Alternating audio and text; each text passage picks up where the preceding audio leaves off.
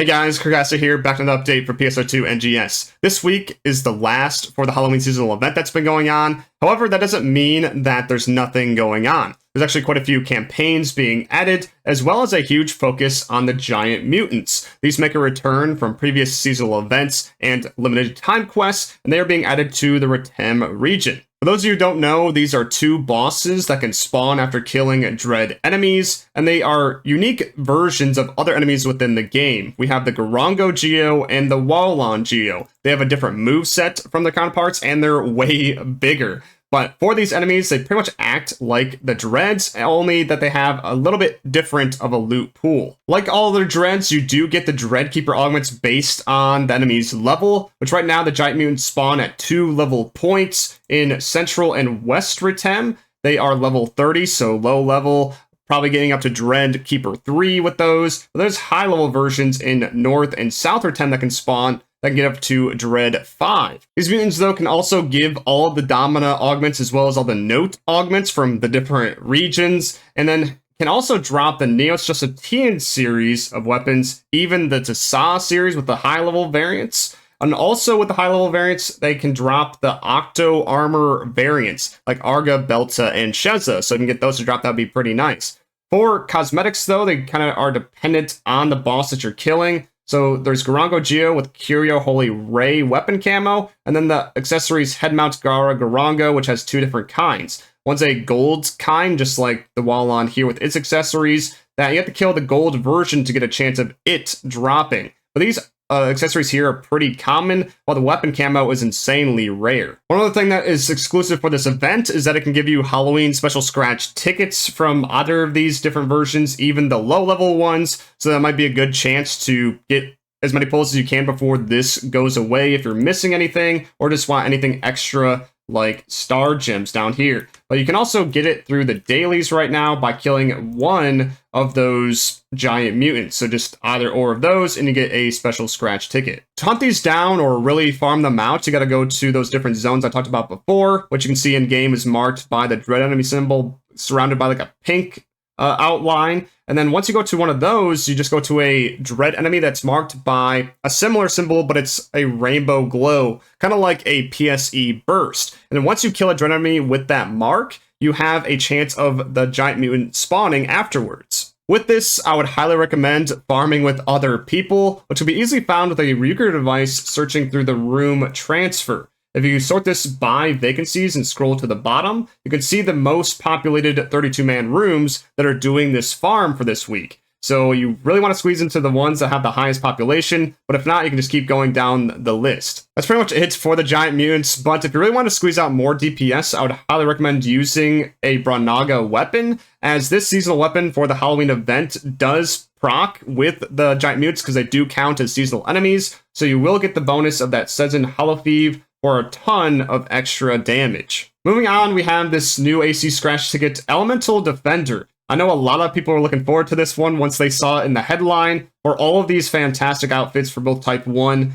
and Type 2. We got the Fire one for Type 1 here, which looks pretty good. Got the Nature for Type 2, as well as this formal, edgy wear for Type 2, which looks pretty good. But then an outerwear that has different variants for Type 1 and Type 2 that you can use. It has some different emotes like Weapon Stance 2. It has these motion changes for this very Farfalla looking stuff, which I don't think is too popular, but it does exist. There's just a ton of variations with these outfits though, per usual, with like the coloring and how they're set up. But interestingly, they broke this up into pieces for some of these, like set wear for this Fire, which also has the inner wear, so you gotta grab both of those for the full look, as well as taking that nature-looking one and making a more revealing version, which can be quite expensive. Let me see, yeah, 7 mil, 8 mil, probably different on other ships. That's quite expensive, as well as this cutesy sit, which that is also very expensive if you want to get that. Even the hairs are really good. You got the Salamande hair, got the Ententator hair, and also the Sylphie Conifer hair, which is actually pretty unique and goes with that nature outfit. But of course, all these are expensive as well, going up into the 8 million mark, or even beyond that, probably after the scratch is done. But there's also a lot of other accessories and paints and makeups But a lot of this is actually pretty good, and even some special effects like this chakram that goes above your head, which I imagine you can move around your body for different looks. Honestly though, if you've been looking for a scratch to scratch on that has a lot of good items inside, I would think this is the one, either in looks or for getting Maseta if you wanted to go that route.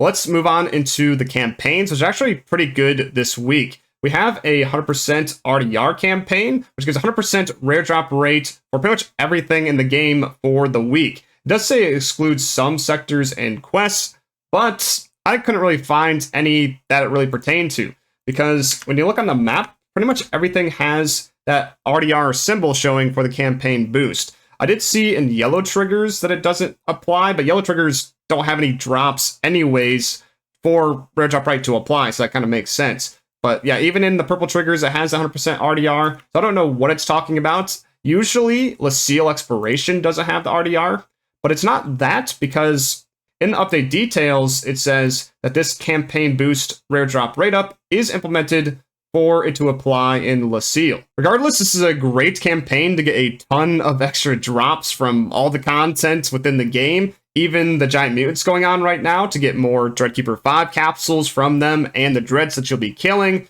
doing combat zones, getting more drops there. And it even applies to the quest triggers or the urgent quests that you can do in the quest counter. So a lot of people have been using this boost to try to get that 10-star that can drop within that Mining Ring Defense Retem rank 3. So this is probably your best shot at that before future things next week. To coincide with this, we have a pre-announced urgent quest schedule for this week, which allows you to do the Defense Retem without the triggers, just showing up at very specific times, either alone or with a Nadara concert, or with a new limited concert for the Phantasy Star remix songs that we've been getting the past previous weeks. These have a weird time slot where they start at 1:45 instead of on the hour like the previous concerts, and they last a little bit longer than before, so like 30 minutes instead of just like 13 minutes or so. And then for these concerts, you do have to be in the city to get the buff, unlike the Nadara concert one if you have the title.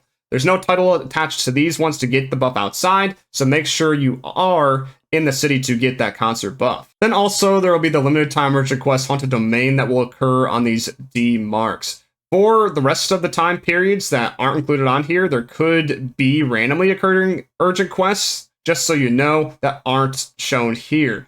But just putting my tinfoil hat on with all this, as we know, the 10-star weapon isn't supposed to be out yet. It was supposed to be out next week with its maintenance, with the Darkfall Solace and all that. But because of this urgent quest with all these Mining Ring Defense Retems, it almost leads me to believe that the 10-star drop was actually intended because of all this. Otherwise, nobody would really be doing these urgent quests because nobody really likes the Retem Mining Ring Defense. And what would be the point of having all of these right before this quest would have the 10-star drop? At least that's just what I'm thinking. But tinfoil hat off. Going to the next thing, we have an AC purchase campaign, which this is available for a few weeks, where if you buy AC up to certain amounts, you can get boosters, as well as this Dolphin Mask and SG Legacy Coordination Badge. Then we have something exclusive to the Steam store. A lot of the item packs will be on sale for a certain period of time. This won't start until a couple weeks from now, but this is just letting you know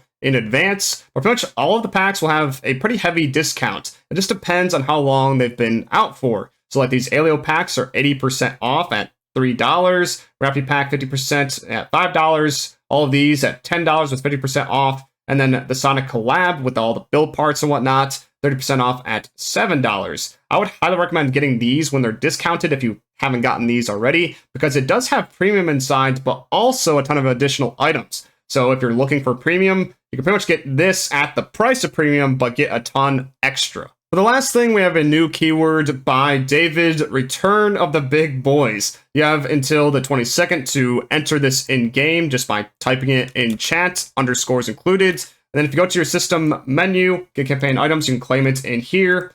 With David Plays NGS, you'll get some star gems and rare drop rate boosters. Also, as you log into NGS, there'll be a new remix login gift that you can claim for a new poster build part based on that remix concert. That's everything that I have for you guys on this week's update. I would just recommend logging in a little bit this week if you're contemplating it. taking advantage of the 100% RDR buff. The Halloween event is going away, so you want to make sure to get everything without the seasonal shop and the master cubes, all those things. And even the mission pass and SG scratch are switching over to the next season iterations. So you want to make sure you're getting anything that's going away with those before it disappears. Thank you guys for watching though, and I'll see you in the next one. Peace.